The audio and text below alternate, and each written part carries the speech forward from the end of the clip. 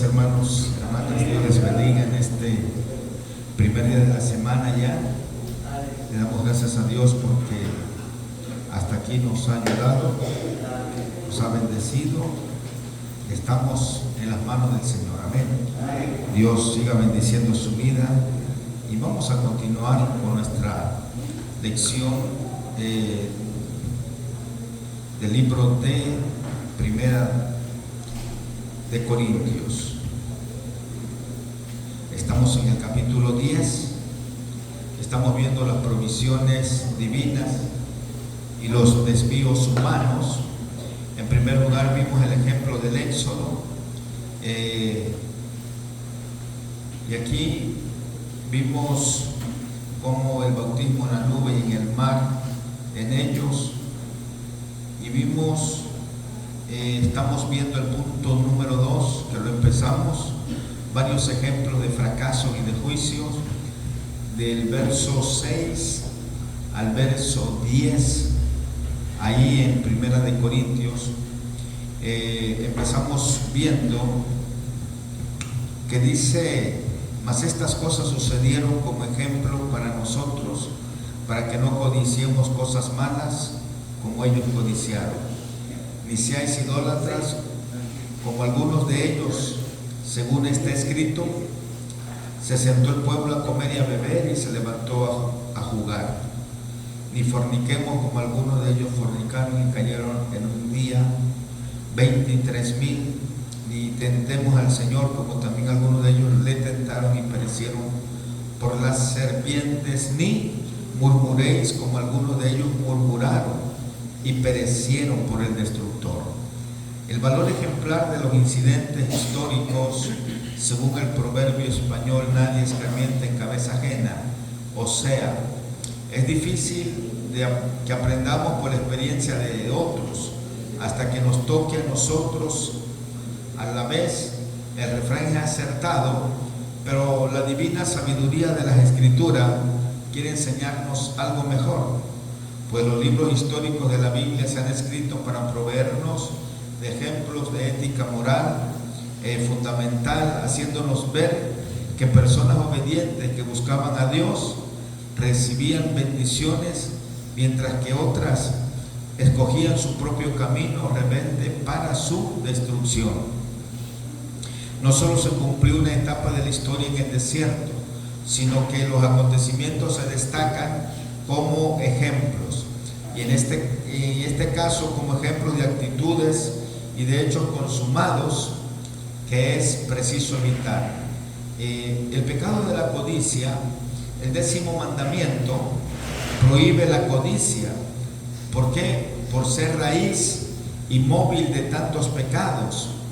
Pese a que los jueces humanos no pueden distinguir este crimen con miras a su castigo, la gran diferencia entre el decálogo y la legislación espiritual del llamado Sermón del Monte estriba en la manera en que el Señor, legislador supremo, enfoca la luz sobre la concupiscencia, que son los malos deseos, que andando el tiempo podrá producir el crimen consumado. De todas formas, todo se juzgará delante del tribunal de Dios.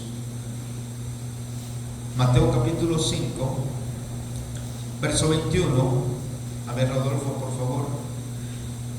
Verso 21, verso 22, verso 27 y verso 28. 21 y 22, a ver, Mateo 5, 21 y 22. Oísteis que fue dicho a los antiguos: no matarás, y cualquiera que matare será culpable de juicio. Pero yo os digo que cualquiera que se enoje contra su hermano será culpable de juicio, y cualquiera que diga necio a su hermano será culpable ante el concilio, y cualquiera que le diga fatuo quedará expuesto al infierno de fuego. 27 y 28. Oísteis que fue dicho: no cometerás adulterio. Pero yo os digo que cualquiera que mira a una mujer para codiciarla, ya adulteró con ella en su corazón. Amén. Está duro, hermano. Es difícil. Y Romanos capítulo 2, del verso 5 al 16 dice: pero por tu dureza y por tu corazón no arrepentido, atesoras para ti mismo ira para el día de la ira y de la revelación del justo juicio de Dios, el cual pagará a cada uno conforme a sus obras. Vida eterna a los que perseverando en bien hacer buscan gloria y honra e inmortalidad. Pero ira y enojo a los que son contenciosos y no obedecen a la verdad, sino que obedecen a la injusticia. Tribulación y angustia sobre todo ser humano que hace lo malo. Imagínense, tribulación y angustia. El judío por primeramente y también al griego. O sea, primera es el juicio contra ellos y luego contra todos nosotros los gentiles. Pero gloria y honra y paz a todo el que hace lo bueno, al judío primeramente y también al griego, porque no hay acepción de personas para con Dios. O sea que para con Dios todos somos iguales, no importa quiénes seamos aquí en la tierra o lo que tengamos, porque todos los que sin ley han pecado, sin ley también perecerán, y todos los que bajo la ley han pecado, por la ley serán juzgados. Porque no son los oidores de la ley los justos ante Dios, sino los hacedores de la ley serán justificados. Porque cuando los gentiles que no tienen ley hacen por naturaleza lo que es de la ley, estos, aunque no tengan ley, son ley para sí mismos, mostrando la obra de la ley escrita en sus corazones, dando testimonio su conciencia y acusándoles o defendiéndoles sus razonamientos. En el día en que Dios juzgará por Jesucristo los secretos de los hombres conforme a mi evangelio, dice el apóstol Pablo. Entonces, el pecado de la codicia, hermanos. La amonestación del versículo 6 recuerden que estamos en 1 de Corintios, en 1 de Corintios 16. Entonces, la amonestación se basa sobre las murmuraciones y ardientes deseos de los israelitas que se describen en Número capítulo 11. ¿Alguien me puede decir de qué habla el capítulo 11 de Números? Con sus propias palabras, véanlo y díganlo.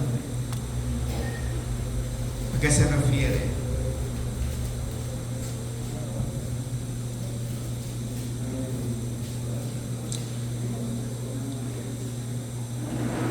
¿Alguien puede decirme de qué habla el capítulo 11 de Números?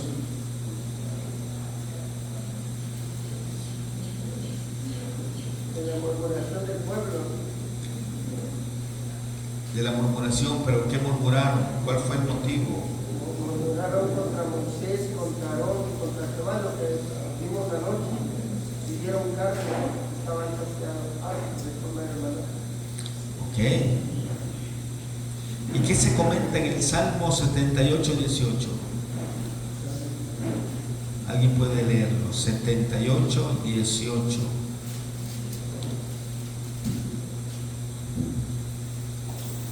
Pues tentaron a Dios en su corazón, pidiendo comida a su gusto. Vean cómo tentaron a Dios. Estaban comiendo maná, se cansaron de comer maná y pidieron, ¿qué? Pidieron carne. Pero a lo mejor no querían que la codorniz tampoco. Porque al que no le gusta el pollo, le gusta el cerdo, al que no le gusta el cerdo, la res, el venado, el chivo, el borrego. Para todo hay gustos. Si nomás en la casa cuando van a cocinar no se ponen de acuerdo. El hombre quiere una cosa, la mujer quiere otra y los hijos quieren otra. ¿O no? ¿O sí o no? por eso ando solo, como lo que quieran, ¿no? No, mentira. Entonces, es un dilema ahí. Y el Salmo 106, verso 14 y 15, ¿qué más nos puede aportar el salmista? A ver, Rodolfo. Él hace producir el heno para las bestias y la hierba para el servicio del hombre, sacando el pan de la tierra y el vino que alegra el corazón del hombre, el aceite que hace brillar el rostro y el pan que sustenta la vida del hombre. Salmo 106, 14 y 15. Verso 14 y 15. Se entregaron a un deseo desordenado en el desierto y dejaron a Dios en la soledad. Y él les dio lo que pidieron, mas envió mortandad sobre ellos. ¿Cómo empieza el Salmo diciendo qué dice? Se entregaron a un deseo. A un deseo desordenado. Y Dios les concedió la comida, pero al final dice que hubo mortandad entre ellos. No recuerdo la cifra cuántos fueron, pero fueron miles a que mató. A Dios cuando los vio, ellos habían triunfado, celebrando el triunfo, y Dios no le gustó eso, porque lo desecharon a él. Desear carne, pescado, cebollas, ¿qué más? Ajos, puerros. No es un pecado en sí, hermano, desear, pero se asociaba con el desprecio del maná. Despreciaron la comida que Dios les estaba dando, como les predicaba anoche, que fue un pan suficiente, fue un pan que los sustentó todos esos años. Entonces, en sí, pero esto asociaba con el desprecio del maná, que era el pan del cielo. ¿Por qué? ¿Cuál era la intención de ellos? Volver a Egipto. Ojalá, ellos decían ojalá. ¿Se acuerdan de esa palabra que dijo Goya que significa ojalá? ¿Qué significa? A ver. No. Quiera Alá. Por eso dicen que uno no puede decir esas expresiones, ¿entienden? Y esta palabra, ellos dicen ojalá. Entonces, ¿por qué querían volver a Egipto? Porque querían comer ¿qué? Pescado, pollo, puerros, ajos, cebollas. Querían comer bien, pero el maná estaba bien. No necesitaba nada de eso, estaba bien condimentado, bien sazonado. Sí, se representa a Cristo. Entonces, a causa de los juicios que cayeron sobre los rebeldes, siendo provocada la intentona por los malos deseos, el lugar del incidente se llamaba Kibrot Ajatam, o sea, sepulcro de concupiscentes. La trágica lección en que cayeron muchos cadáveres de israelitas en el desierto a causa de malos deseos que se oponían descaradamente a la voluntad de Dios. O podemos decir, estos fueron los que deseaban carne y todo eso, y los tuvo que matar. Puede ser. Y vamos a ver el desafío de la idolatría. Entonces el decálogo comienza con una declaración básica, seguida por una provisión como lógico colofón de la misma. En Éxodo capítulo 20, verso del 2 al 5. Javier Severiano, léenos Éxodo 20, del verso 2 al 5. Yo soy Jehová, tu Dios, que te saqué de la tierra de Egipto, de casa de servidumbre. No tendrás dioses ajenos delante de mí. No te harás imagen, ni ninguna semejanza de lo que está arriba en el cielo, ni abajo en la tierra, ni en las aguas debajo de la tierra. No te inclinarás a ellas, ni las honrarás, porque yo soy Jehová tu Dios, fuerte, celoso, que visito la maldad de los padres sobre los hijos hasta la tercera y cuarta generación de los que me aborrecen. Amén. Bien, si Israel había de ser pueblo de Dios, tenía que aborrecer los dioses de los paganos, desterrando las imágenes que pretendían representarlo. Sin embargo, los israelitas caían una y otra vez constantemente en este grave pecado que rompía el nexo vital en su relación con Él, con Dios. Solo se desterró la idolatría por medio de la trágica experiencia del cautiverio babilónico ya en el siglo VI antes de Cristo, produciéndose el primer desvarío a escala nacional cuando Aarón fundó el becerro de oro al pie del monte Sinaí. Y de ahí empezó todo. Desde que le dijo, ¿por qué lo hizo? ¿Cuál fue la excusa que dio Aarón? Es que tuve miedo porque me iban a matar. Por eso les tuve que hacer ¿Y qué hizo coraje que hizo Moisés? Que quebró las piedras, las tablas que Dios las había escrito con su propia mano. Ahora le costó a él. Ahora sube otra vez y ya las tienes tú que hacerlas ya. Entonces,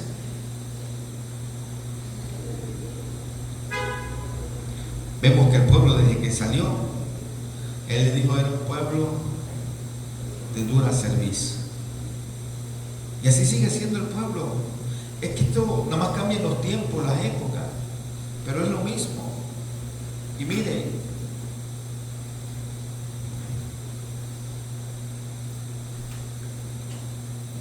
y Dios lo llevó al cautiverio porque Dios le dijo, no recuerdo quién escribió, qué profeta, si hubiera encontrado uno en la brecha, yo no los hubiera mandado al destierro. Eso quiere decir que tanto los sacerdotes, que eran los que eran responsables de la religión en Israel, como los reyes, dejaron el camino del Señor. Y por eso nosotros tratamos de orar y ayunar, pararnos en la brecha por todos ustedes, por todos los que no vienen, de verdad. No lo tomen a mal, pero esa es mi responsabilidad. Es como Job, ¿se acuerdan? Job dice que presentaba, hacía holocausto por sus hijos y decía, quizás han ofendido a Dios y ellos no se han dado cuenta. Y ese es nuestro trabajo de nosotros, pararnos. No estamos diciendo que somos intercesores, no, pero estamos pidiendo al Señor misericordia. Recuerden que el único que intercede por nosotros es Jesucristo, que está sentado a la diestra. Pero nuestro trabajo es pedir al Señor misericordia por todos ustedes. Estén o no estén, vengan de vez en cuando, vengan todos los días, no importa. Ese es nuestro trabajo y nosotros por eso estamos parados en la brecha. Yo recuerdo el testimonio de una hermana. Esa hermana diario oraba por su hermano. El diablo quería matar a su hermano y no andaba bien. Era un sancocho, un cristiano sancochado, pues. Entonces ella oraba para que su hermano se afirmara, para que siguiera adelante, que pues se levantara, que no mirara a las personas, que él mirara a Cristo. Resulta que un día dice que a ella se le olvidó del cansancio, se durmió y no oró por su hermano. Y ese día su hermano sufrió un accidente. ¿Y sabe qué le dijo el diablo al hombre? Dice, tú yo andando rodeándote a ti. Ya ves que el diablo es como el león rugiente. Cuando agarra una presa hasta que quieran devorarla. Dice, pero gracias a tu hermana no te he llevado, porque tu hermana está intercediendo por ti, pero ahora que se durmió, aprovecha la oportunidad. Entonces, hermanos, nosotros debemos entender que no es por nosotros. Yo sé que si estoy aquí parado no es porque yo sea bueno, no, sino porque ustedes están orando por mí. ¿Ok? Y por eso yo les digo, oremos los unos por los otros, todos los días. Y aquel hombre también, aquel hombre que fue asaltante de banco en los años 70, no recuerdo bien, que Dios lo alcanzó cuando estaba el diablo hablando con él y le dijo: Satanás, le dije sobre el bautismo, sobre esta cosa, hablando que el diablo estaba en una tumba y él estaba en otra, y le dice a Satanás: ven para donde estoy. Y dice: no, mejor tú ven para donde yo estoy, porque en la tumba que donde yo estoy, este es mío, este me pertenece. Es una persona que nunca buscó a Dios, una persona que rechazó la salvación. Dice: y en esa tumba yo no puedo ir, dice, porque ese es del otro. Y además dice: está un ángel cuidando ahí. Por eso el salmista no se equivocó, decir inspirado por el Espíritu Santo, dijo: tú me guiarás aún más allá de la muerte. O sea, quiere decir que Dios ha puesto un ángel aún en tu vida y cuidarte hasta llevarte. Y por eso dijo él, y luego él entendió y recapacitó. Y le dice que cuando fue, estaban hablando así porque no se acercó a la tumba. Y dice: recuerda que cuando te salvé de allá en Jalapa, que tuviste, viste en una moto. Bueno, era un ángel que te mandaron para que saliera. Te viste el caballo cuando murieron tus últimos amigos de la delincuencia, porque él lo dieron por muerto. Él se fue a refugiar a Puebla con un amigo. Entonces, Dios lo cuidó, hermano. Por eso nosotros tenemos que orar los unos por los otros. Y por eso tenemos que pararnos en la brecha. Le vuelvo a repetir, no crean que somos como María, no. Sino que simplemente rogamos: Señor, ten misericordia, cuide, protege a mi hermano y a mi hermana, ayúdale, alúmbrale su entendimiento. Y así, y Dios le dijo al pueblo a través de ese profeta: si hubiera estado uno parado en la brecha, yo no los llevo, porque Dios lo que más castiga es la idolatría. La idolatría, hermanos. Por eso lo llevó al cautiverio. Entonces, aquí vemos,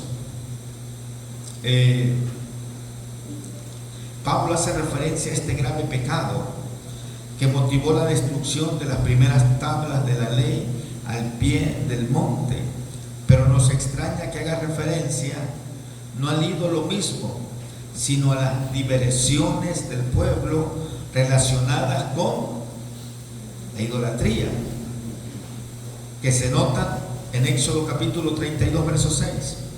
A ver, alguien que pueda leer.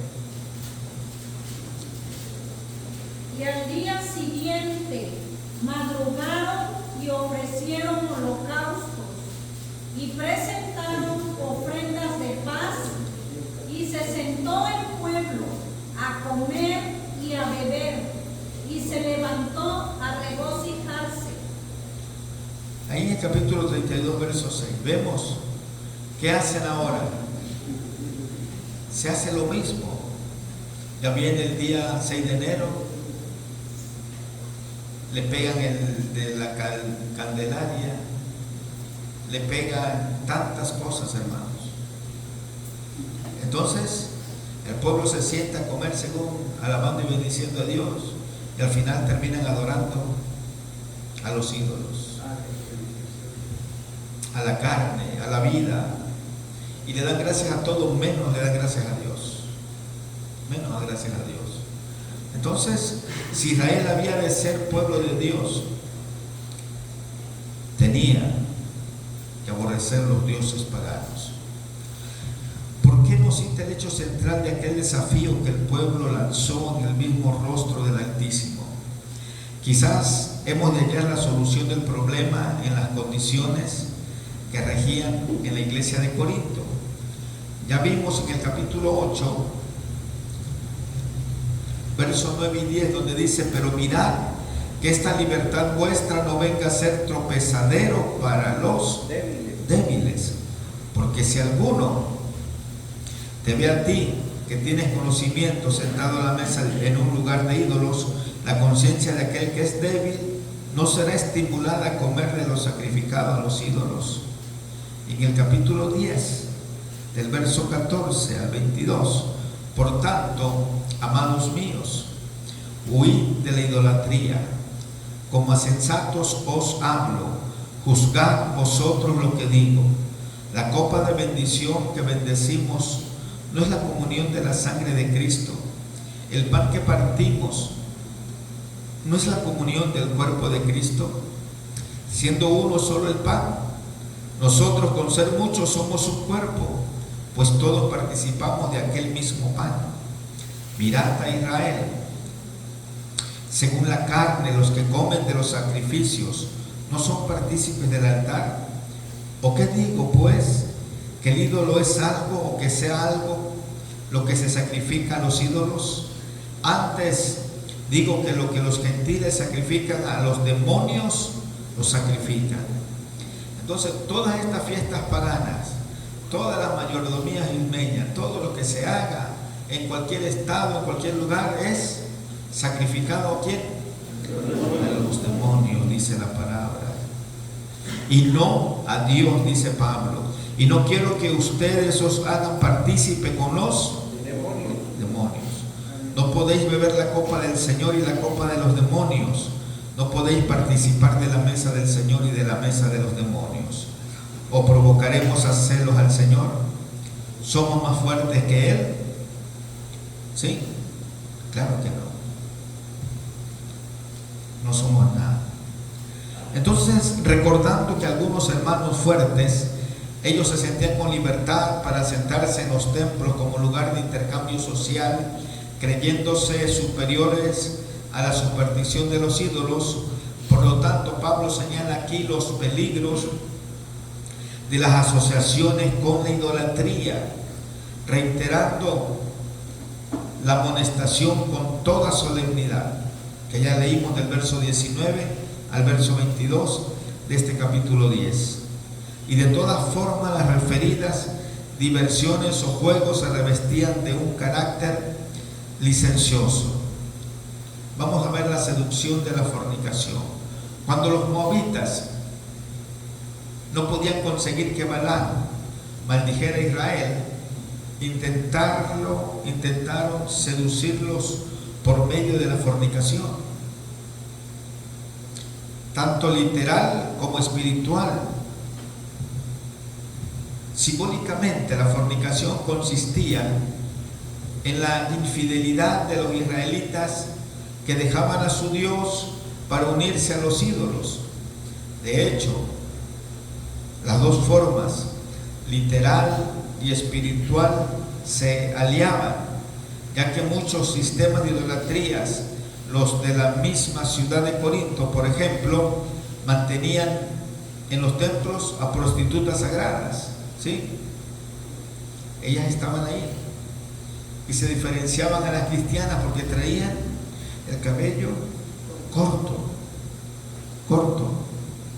Entonces, en los templos, como parte integrante del infame culto pagano, el ejemplo que el apóstol Pablo escoge como amonestación frente a los corintios, esto se halla en Números capítulo 25.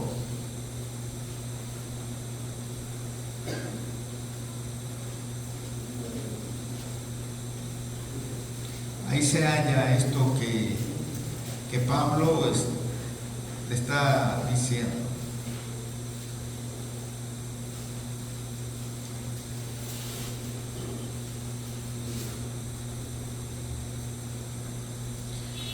Aquí recuerde que el pueblo de Israel recurre a Baal, peor, imagínense. Y Jehová se quedó quieto. No, dice que se encendió, ¿o no? Contra Israel.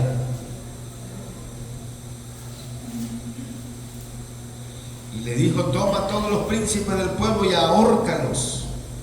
Tremendo, hermano.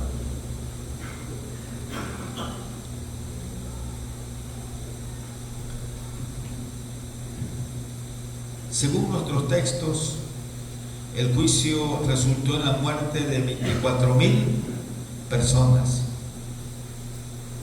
24,000 personas, y no sabemos por qué Pablo habla de 23,000, pero quizás cita de memoria o utiliza otro texto. La diferencia no afecta para nada la lección. No necesitamos reiterar las detalladas enseñanzas de los capítulos 5 y 6 de esta epístola sobre la pureza sexual, pero sí conviene notar que el peligro existía realmente tanto en su forma alegórica como en el relajamiento moral que caracterizaba a la sociedad de Corinto.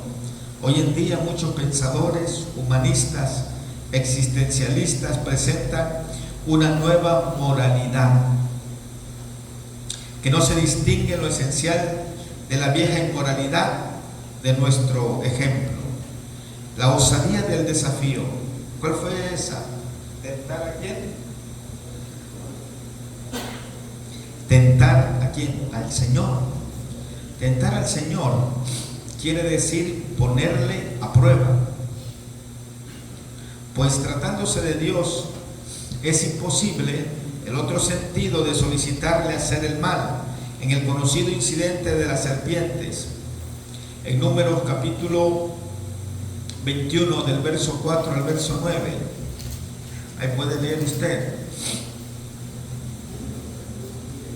El pueblo expresó fastidio ante este pan tan liviano, el maná, que Dios proveía milagrosamente en el desierto, despreciando así los dones del cielo. El espíritu de probar a Dios resalta muy claramente en el comentario del Salmo 78, 19 y 20. A ver, alguien puede leer Salmo 78, 19 y 20. Y hablaron contra Dios diciendo: ¿podrá poner mesa en el desierto? He aquí, ha herido la peña, y brotaron aguas, y torrentes inundaron la tierra. ¿Podrá dar también pan? ¿Dispondrá carne para su pueblo?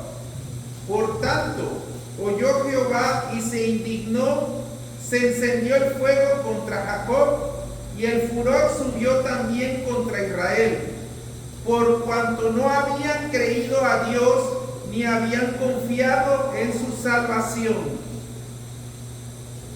Esto fue una provocación con la intención de ver hasta dónde podemos llegar frente a Dios.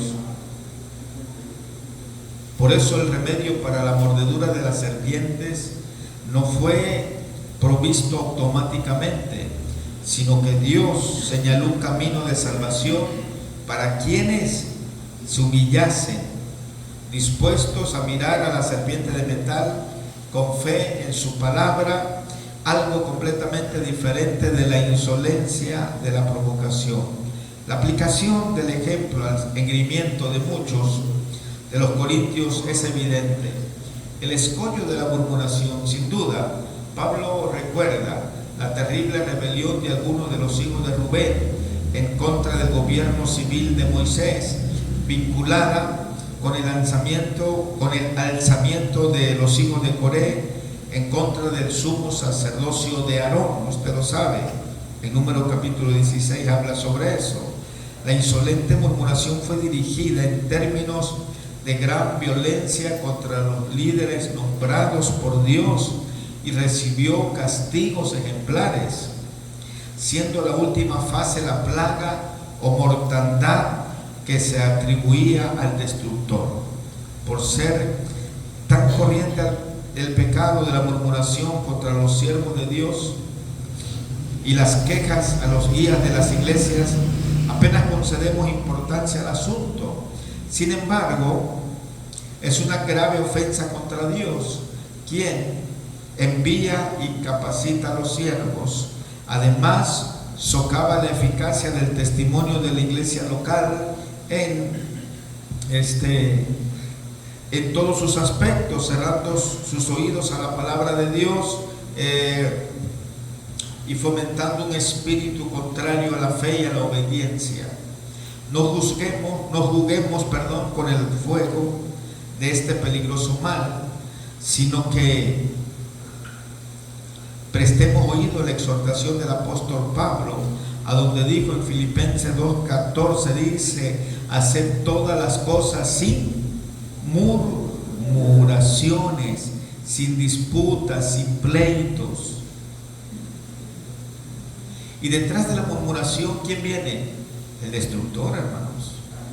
Tengamos cuidado, porque cuando una persona le abre la puerta al enemigo, ahí se clava.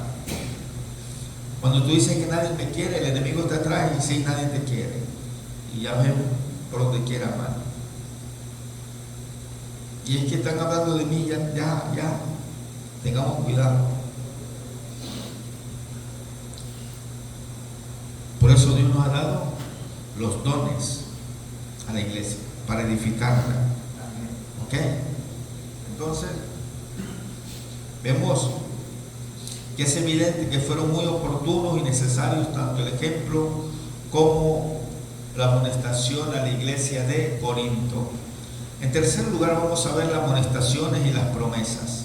En el capítulo 10, pero del verso 11 al verso 13. Y estas cosas les acontecieron como ejemplo y están escritas para amonestarnos a nosotros, a quienes han alcanzado los fines de los siglos. Así que el que piensa estar firme, mire que no caiga. Y no os ha sobrevenido ninguna tentación que no sea humana, pero fiel es Dios, que no os dejará ser tentados más de lo que podéis resistir, sino que dará también juntamente con la tentación la salida para que podáis soportar. Ejemplos para una época de consumación. No hace falta recalcar más el sentido de la primera cláusula del versículo 11, puesto que ya hemos visto la validez de los ejemplos sacados de la historia de Israel para todas las generaciones de creyentes o de personas que profesan ser cristianas. Lo nuevo es la segunda parte, dice que fueron escritas para amonestación de nosotros, a quienes hemos alcanzado ¿qué? El fin de los siglos. ¿Ok?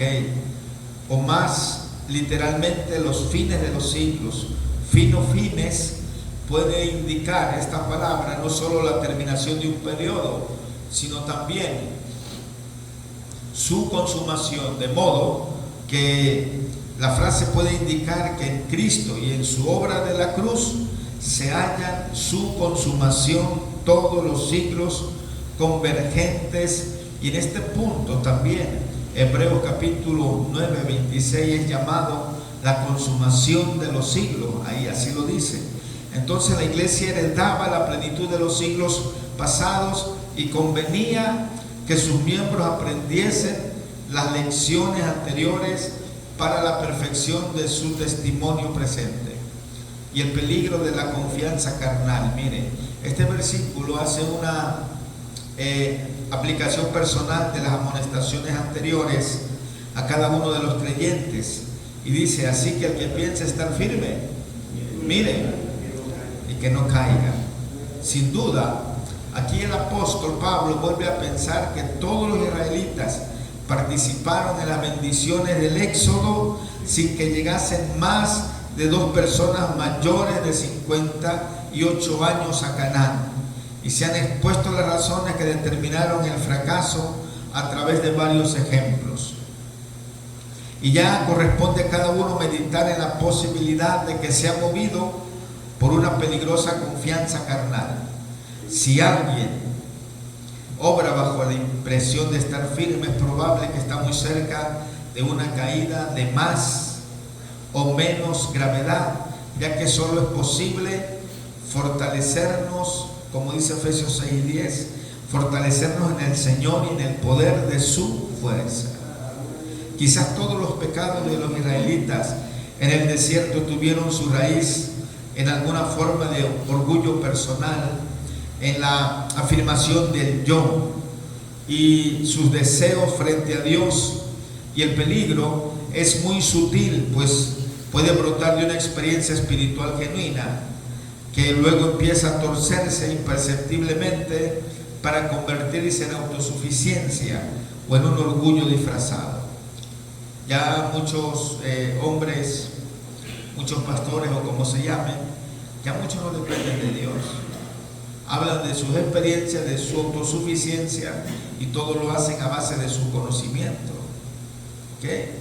Entonces es un peligro de la confianza que confiemos en nosotros mismos, en la carne. Mejor hagamos como dijo aquel dicho que usamos: yo no confío ni en mi propia sombra. Es mejor confiar en Dios.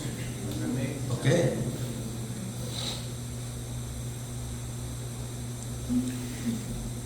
Porque el peligro es muy sutil, pues puede brotar de una experiencia espiritual genuina que luego empieza a torcerse imperceptiblemente para convertirse en la autosuficiencia o en un orgullo disfrazado. La fidelidad de Dios en medio de la tentación, hermanos. Aquí vemos que el término traducido por tentación, peirasmos, puede significar también una prueba. El contexto del verso consolador que estudiamos señala más bien el significado de la tentación, pues los israelitas dicen que habían cedido ante las solicitaciones del diablo. Con todo, no hemos de excluir el sentido de prueba. Todo ha de ser amonestación frente a peligros, pues somos hijos e hijas de Dios omnipotente, quien cumple sus propósitos a través de nosotros, de su pueblo. Entonces, el consuelo se basa en 4 factores. En primer lugar, la tentación o prueba, que a nosotros nos parece única e insoportable y es igual en esencia a tantísimas otras que han afligido a los hombres. Y dijo: no os ha sobrevenido tentación, o sea, una prueba, sino ¿qué? Lo leímos, humana. Aquí.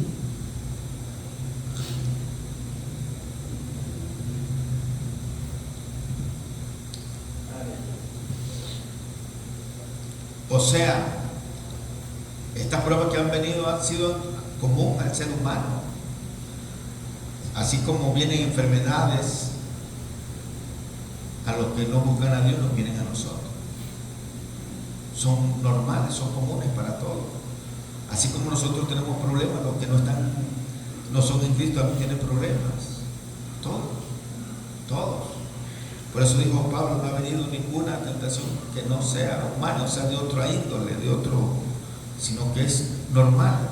Porque Jesús fue claro, dijo: en el mundo tendréis aflicción, no dijo tendréis gozo siempre, sino que todo, la tentación o prueba es para todo. En segundo lugar, Dios es fiel, porque de modo que si no interviene el obstáculo del orgullo, Él responderá siempre a la súplica de fe y pondrá sus infinitos recursos a la disposición del creyente probado o tentado. Cuando nosotros dependemos de Dios, oramos y Dios nos responde. Muchas personas tienen plan A, B, C. Si no le funciona, bueno, yo tengo dinero, me voy a la mejor clínica. Si no le funciona, bueno, yo tengo alguien que me va a ayudar acá en el gobierno. Pero por eso les digo que Dios es fiel. Y nosotros hemos visto la fidelidad de Dios.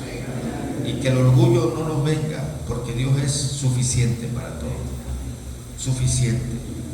En tercer lugar, además, para nosotros, Dios es un Padre amoroso que sabe dosificar. La prueba no pasa más allá de las fuerzas que Él mismo nos concede.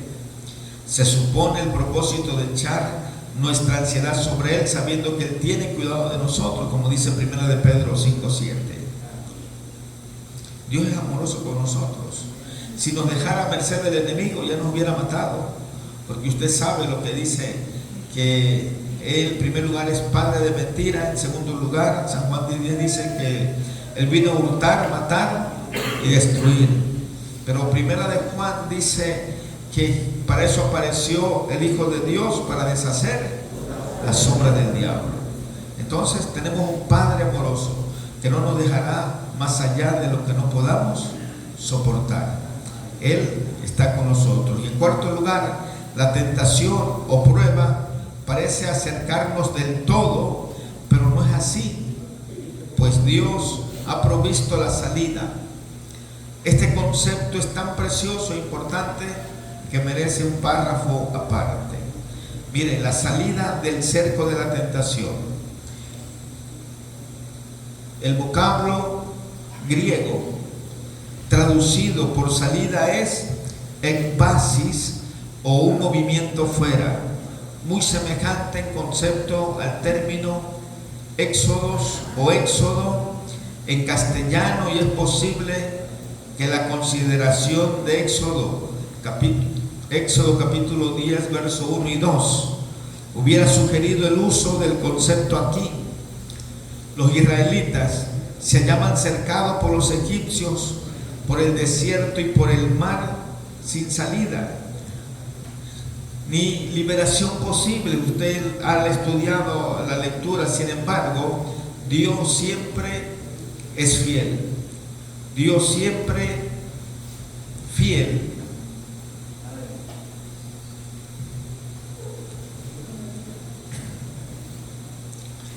Les señaló el camino a través del mar, provisto por su omnipotencia, es decir, el éxodo o el camino fuera que les condujo a la libertad y seguridad del desierto.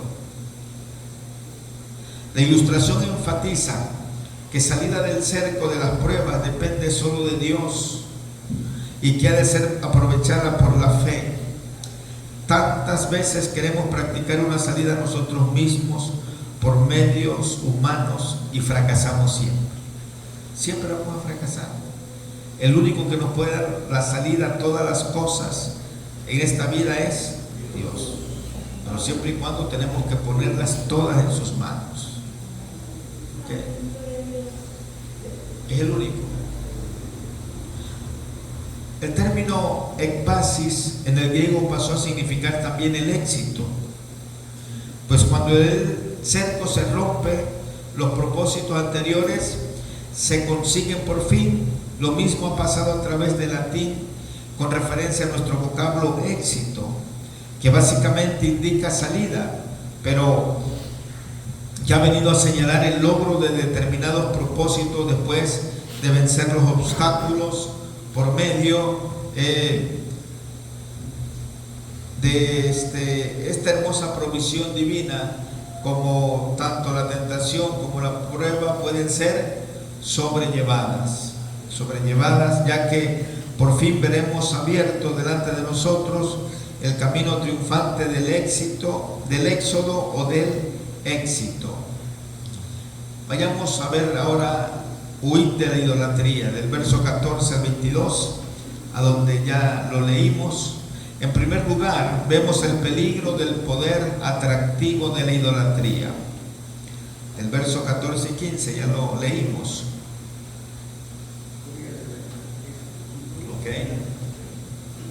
Huid de la idolatría, dice.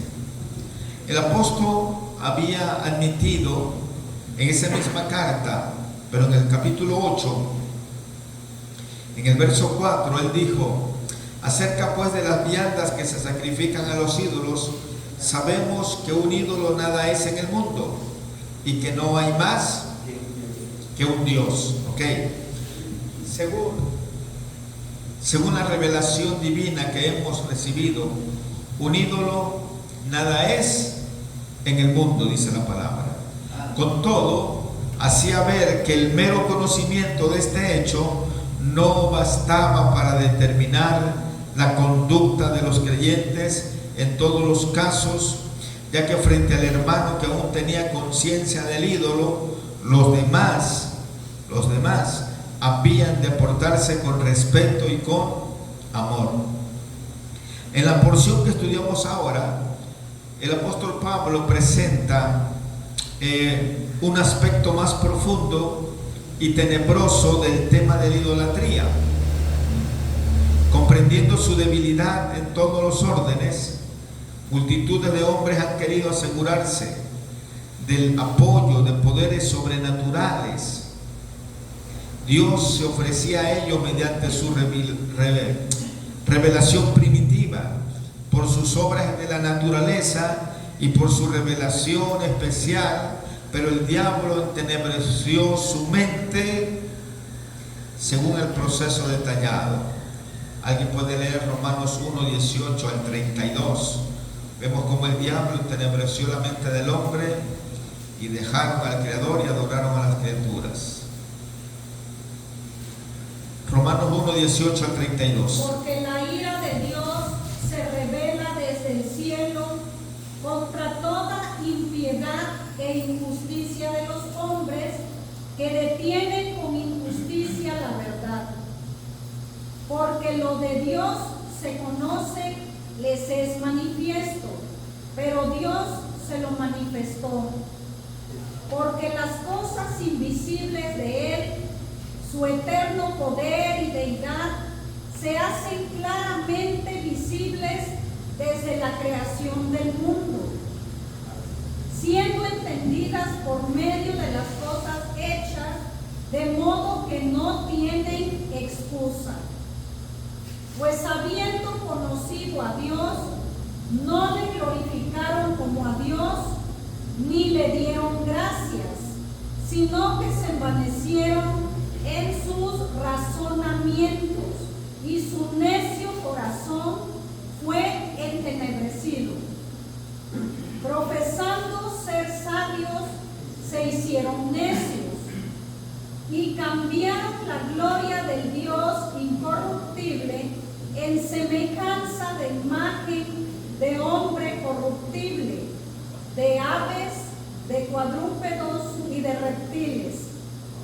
Por lo cual también Dios los entregó a la inmundicia en las concupiscencias de sus corazones, de modo que deshonraron entre sí sus propios cuerpos, ya que cambiaron la verdad de Dios por la mentira, honrando y dando culto a las criaturas antes que al Creador, el cual es bendito por los siglos. Amén. Amén.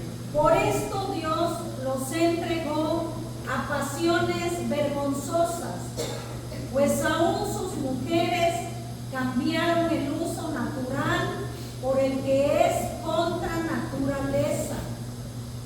Y de igual modo, también los hombres, dejando el uso natural de la mujer, se encendieron en su lascivia unos con otros, cometiendo hechos vergonzosos, hombres con hombres, y recibiendo en sí mismo la retribución debida a su extravío. Y como ellos no aprobaron tener en cuenta a Dios, Dios los entregó a una mente reprobada para hacer cosas que no convienen, estando atestados de toda injusticia, fornicación, perversidad, avaricia, maldad, llenos de envidia, homicidios, contiendas, engaños y malignidades, murmuradores, detractores, aborrecedores de Dios, injuriosos, soberbios, altivos, inventores de males, desobedientes a los padres, necios, desleales, sin afecto natural, implacables, sin misericordia, quienes, habiendo entendido el juicio de Dios, que los que practican tales cosas son dignos de muerte, no solo las hacen, sino que también se complacen con los que las practican. Y esta porción que debiera estudiarse en relación con este tema, puesto que destaca la gravedad de la idolatría, el diablo pues se interesa en apartar la mirada de los hombres del Dios verdadero hacia vanas imágenes que en sí no son nada, pero que pueden ser vehículos para las operaciones de los demonios. He aquí la explicación del aumento de onda de preocupación en este pasaje comparado con las razones del capítulo 8, que trataba del tema de las viandas ofrecidas a los ídolos desde el punto de vista de la gracia y del amor propio de la comunicación cristiana. Los corintios no habían de entretenerse en las antesalas de los templos idolátricos porque se acercaban a la esfera de la actuación de demonios, quienes tergiversaban los hondos anhelos espirituales de la multitud, convirtiéndolos en superstición y vicio. Si los hermanos entraban allí animados por una confianza carnal basada en sus conocimientos, podrían incurrir en una especie de comunión, tanto con los ídolos como con los demonios que operaban detrás de las fachadas de la idolatría, probando a Dios a la manera de los israelitas cuyos cadáveres cayeron en el desierto. Frente a peligros tan graves, del apóstol exhorta y manda en el capítulo 6, verso 18 de 1 de Corintios, dice: huid de la idolatría. En el versículo 15, pero el apóstol Pablo apela el sentido común de sus comunicantes, quien habían de comprender que era mucho más sabio huir de tan grave peligro, que no se acercasen a él con el ánimo de probar sus conocimientos, bastaban para evitar la trampa. Acababan de amonestarle del peligro del orgullo espiritual en el versículo 12, así que el que piensa estar firme, dice, mire que no caiga, y reitera su pensamiento que es una locura jugar con el fuego, hermanos. Entonces, que no haya ninguno de nosotros con un orgullo espiritual más grande que nadie pueda tener. ¿Por qué? Porque es el enemigo donde gana ventaja. Me contaron hace años alguna historia de dos jóvenes que oraban, ayunaban, pero se les ocurrió desafiar al enemigo. Se jactaron de que estaban, según ellas, muy potentes espiritualmente hablando, estaban preparadas, y al diablo nadie lo ha podido derrotar, humanamente hablando. Solo Cristo, usted lo sabe, y es el único que lo va a derrotar. Y empezaron las mujeres en Centroamérica, y ¿saben cuál fue el final? A una la puso loca y a la otra la sacó de la iglesia. Hubo un pleito grandísimo. Por eso el orgullo espiritual es grande. Nosotros tenemos que, porque la palabra de Dios dice que Él habita con el quebrantado y humilde de espíritu. ¿Sí? Entonces nosotros tenemos que ser ese tipo de personas con humilde espíritu. La soberbia te lleva a la arrogancia, a la altivez, y luego de la altivez viene la caída, dice la palabra. Entonces tengamos cuidado con todo eso y sigamos adelante. En el versículo 15 voy a terminar ya para dejar. Pablo apela al sentido común de las comunicantes, que habían de comprender que era mucho más sabio ir de tan grave peligro que acercarse a él con ánimo de probar que sus conocimientos bastaban para evitar la trampa. Eso es lo que creían ellos. Yo puedo ir a un templo pagano y comer y estar ahí, aunque no coma, no va a pasar nada. Pero ya estaban participando de los ídolos y de los demonios. Y el argumento siguiente gira sobre el eje del concepto de la comunión. ¿Cómo podría un hermano consecuente levantarse de la mesa del Señor para enseguida pasar a sentarse donde estaban las comidas, las viandas asociadas con el sistema idolátrico, por medio del cual operaban los demonios. Debido a este peligro de los corintios, se enfatiza aquí el concepto de la comunión de la mesa del Señor más que en ningún otro del Nuevo Testamento. Póngase de pie, continuamos para el próximo domingo. Vamos a ver la incompatibilidad de la comunión divina y la satánica, que no tiene nada que ver la comunión de nosotros con estas personas. Padre Celestial, te damos gracias en esta hora. Tu palabra, Señor, tu palabra sea medicina, Señor, para nuestra alma. Ayúdanos a discernir entre lo bueno y lo malo, entre lo que nos conviene y no nos conviene, Dios. En esta hora, que esta palabra nos fortalezca, nos anime, nos sustente. Esta palabra, Señor, cobre vida en nosotros. Ayúdanos a conducirnos con temor y temblor, Padre. Esa fue una de las recomendaciones que dejó, se quedó escrita en tu palabra, que nos conduzcamos con temor y temblor todos los días de nuestras vidas, Señor, porque es la manera en que vamos a salir adelante, terminaremos nuestra carrera y te daremos la gloria, la honra y la alabanza en todo lo que hagamos. Muchas gracias, porque tú eres bueno y porque para siempre es tu misericordia. En el nombre de Jesús. Amén. Aleluya.